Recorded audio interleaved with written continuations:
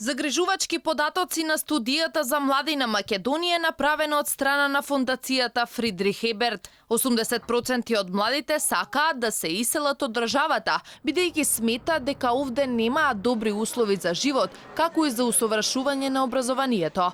Податоците се алармантни, но на власта во моментот најверојатно не е грижа за подобрување на условите со цел да се задржат младите во државата.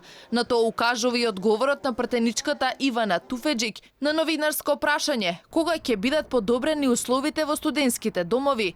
Таа го насочи прстот кон министерот за образование и изјави дека финансиски средства има, но нема доволно посветеност со страна на министерот, па му упати и апел посериозно да се занимава со решавање на оваа прашање. Во право сте дека не се прави доволно, а има финансиски средства во буџетот предвидени за реконструкција на студентските домови. Ова прашање бара многу посериозна посветеност од страна на министерот за образование, во чии што ингеренции се наоѓаат реконструкцијата на сите домови. Меѓутоа потребна е многу посериозна и поголема координација од страна на министерот за образование пред се во насока на ова прашање. Јас мислам дека има пари, но се уште не гледам дека има доволно посветеност. Затоа ја користам приликава да апелирам министерот што повеќе да се посвети на ова прашање.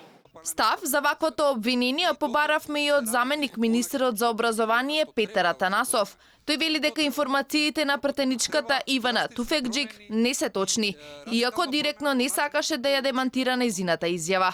Ама јас ви кажав дека тоа не е точно, ве истото прашање два пати ми го покажавте, ја ви одговорив на тоа прашање. Дека не е точно?